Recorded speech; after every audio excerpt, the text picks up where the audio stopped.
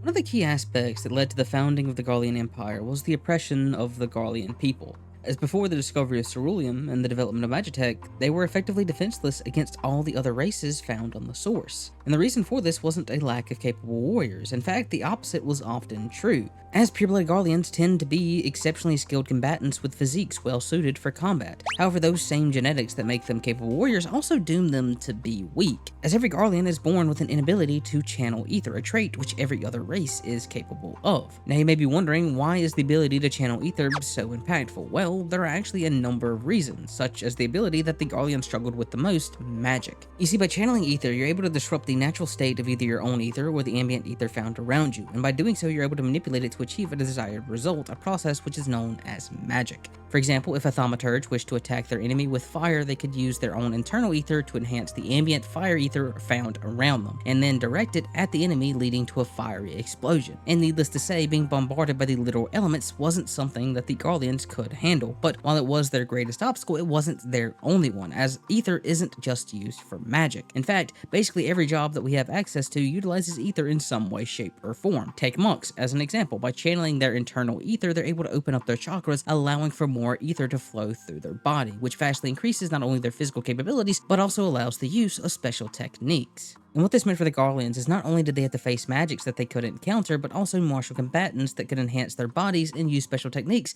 that they couldn't replicate or even hope to match. However, this would all change with the discovery of ceruleum and the creation of Magitech, as this development would effectively level the field for the Garleans. And note that I said level, as the invention of Magitech didn't surpass the inherent ability to channel Aether, it simply alleviated the Garleans' genetic disadvantage. In fact, the biggest boon to Magitech outside of actually letting the Garleans defend themselves was its ease of use, leading to it revolutionizing war in a similar way to how muskets changed war in the real world. Because while on average a skilled mage would be more destructive and effective than most Magitech, it took time to train as a caster. But you could take any untrained citizen and have them pilot a Magitech armor in relatively no time. The thing is, this goes beyond the mechs, as they could use Magitech to mimic the effects gained from channeling Aether. For example, if a Garlean was to attempt to use Madari, they would be unable to do so, as it would require them to channel Aether through their blade. But by using Magitech, they're able to artificially infuse their blade with Aether, thus allowing the use of the technique. And this use is in large part why the Garleans tend to favor weapons like guns or gunblades, as in a very similar manner to Thancred after he lost the ability to utilize his Aether when going into the livestream, they're able to have ammunition infused with Aether by others or through Magitech that can then be used later in combat. And while they usually won't have the versatility or near limitless supply that a machinist or a gunbreaker may have, they can again essentially turn any normal citizen into a capable soldier. Moreover, if used by a skilled Garlean warrior such as Gaius von Belsar, the inherent weaknesses of the artificially infused ammunition are almost non-existent, to the point that Gaius is able to take on multiple opponents with the ability to use Aether and magic with little to no effort,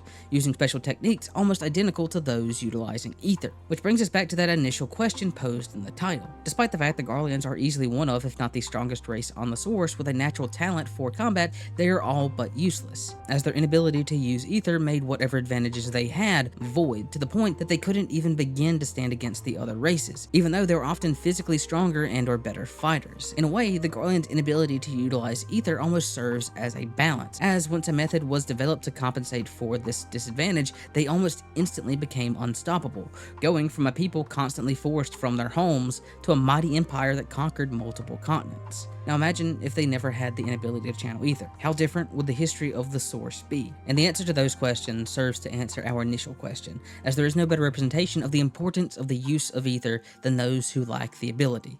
If you made it this far, first off, thanks for watching. And if you enjoyed the video, please consider subscribing and possibly liking the video. Also, consider checking out one of my other videos, which should be at the sides. Now, before we go, I have one announcement I want to make. This Saturday, I'll be doing my first ever live stream, which will consist of the FC and I going through the new Alliance raid completely blind. So if you want to see the inevitable chaos and or fun reactions that are bound to come from the experience, or if you just want to chat or ask me a question, make sure to come and watch. With that being said, thanks for watching, and I'll see you all next time.